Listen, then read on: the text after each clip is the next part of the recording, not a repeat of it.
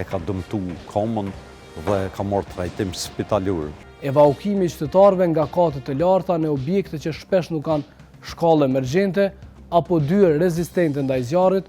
është një operacion jashtëzakonisht i ndalikuar. Vetë zjarrfiksit rrezikojnë shëndetin e tyre në çdo sekond të ndërhyrjes në bodrume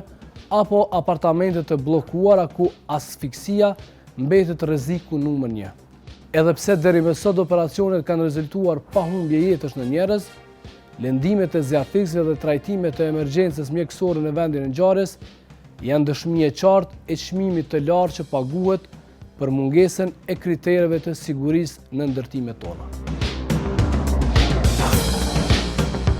Çdo intervenim i ka specifikat e veta, qoftë ato në intervenime të objekteve kolektive, qoftë edhe në zjarre fushore, se nga pikpamja këtu nuk shihet shumë e rëndësishme zjarre fushore malore, por edhe ato mund të marrin jetën e njerëzve, edhe të kafshëve sigurisht, edhe mund të shkaktojnë dëme në ambiente, në natyrë, gjithkund tjetër, ndërsa sa i përket zjarreve në objekte kolektive, sigurisht që rreziku është shumë i madh për jetën e njerëzve, sepse aty ka një numër të madh të banorëve. Në rënd të parë është tymi i cili mund të ndikojë negativisht, për mos me thonë që mund të ndikojë edhe në humbjen e jetës e njerëzve, dhe evakuimi i njerëzve prej koteve të larta, që edhe evakuimi është sfidë në vete, paraqet vështirësi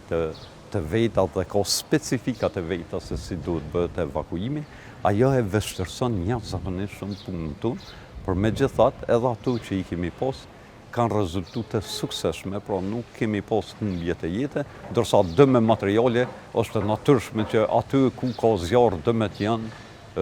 evidente, tek lëndimet nuk isha mujt me thonë që kanë pas lëndime trona që kanë dash trajtim të jashtëzakonshëm kështu, ose të hospitalizuar, përveç në një rast kur një kolege juni e ka dëmtu komën dhe ka marrë trajtim spitalor në QKUK,